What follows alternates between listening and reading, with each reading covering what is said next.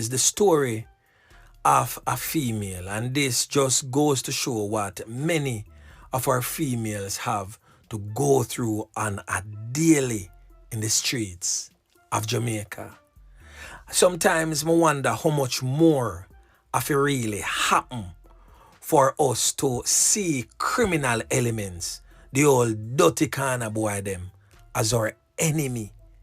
Now I want to know if you listen to this young female here and what she had gone through, and to just keep her in our prayers, because I know she pour out to God, but I do believe that with God she still need that human connection. I still feel say she forgot do some counseling and get that human connection in the thing to help her through this really trying process. But anyway, listen. I was held at gunpoint by 4 gunmen.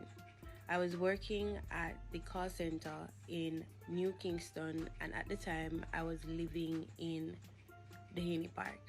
So the taxi leave me like at a point, right? And from that point I had to walk to my house, or to the house that I was staying. While walking, I saw a Probox, like a 80 wagon, not a Probox, a 80 wagon, just drive down upon me. A young guy jump out of the car and say, if you scream, you're dead, and if you run, you're dead. Just cooperate. They took me on this field, like a big field, and like a what we call ball field or football field. It was pitch black. I was robbed and sexually assaulted. After they robbed me and everything, one of the guys was determined that he was going to at night. He basically said to me, he was touching me on my body, and I peed because I was so nervous. I was shaking like crazy, and I peed, and he hit me in my head and told me to turn around. He basically turned me around so my back was facing him and pushed me like a hand's length apart. And I remember him saying these exact same words: "Hey girl, say your prayers because I know you're good."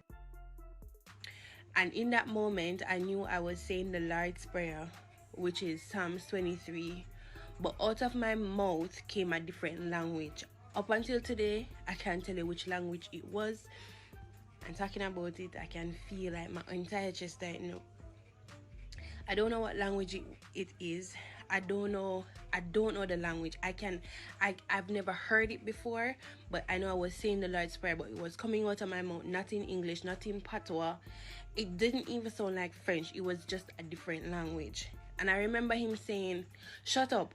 But I was just waiting. It's like in my head, I was praying out loud, but at the same time in my mind, I'm saying, okay, this is it. This is my last chance, and I'm not gonna go any further. I'm just not gonna make it.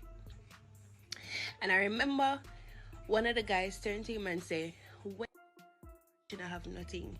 I literally had Burger King. I went to the supermarket to get some sanitaries, my sanitary napkin, soap to wash that weekend, just like a nick snap, nothing much. I think I spent about $2,000 or maybe $3,000 at the supermarket, and I had a Burger King meal that I was going home with, and they took the meal.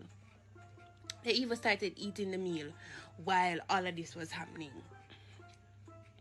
The guy that came out and preached to the other guy not to do anything to me, sorry, I know this is long, not to do anything to me, saved me. And I'm here, and it just came back in my head. I don't know why, but it just came back in my head. And it's just a reminder that God is not done with me. God not finished with me. Sometimes I get so worried about my life, what it's going to look like in the future, where I'm going to be. But why am I worried about the future when I saw the past that He has taken me through? He's not done with me. God not done with me. I have so much to give. I have so much to offer. The world is so big. And I'm not saying that I'm perfect. And I'm not saying that I'm a preacher's child or anything. But I'm telling you. You see that man up there, so he's not done with me. And if he's not done with me, and I know this situation may not seem like the worst for some people, but if you're in a worse situation than that, he's gonna come through for you. He's gonna do it. He's gonna do it. Just give him time. Look, him say, look to the hills where my help come from. My help come from the Lord. Look to the hills. He's gonna come through for you. Believe me. Believe me when I say this. He's gonna come through for you. He's not done yet.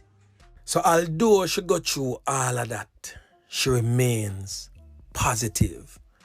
So please take whatsoever positive you can take from her story whilst lifting her up in your prayers.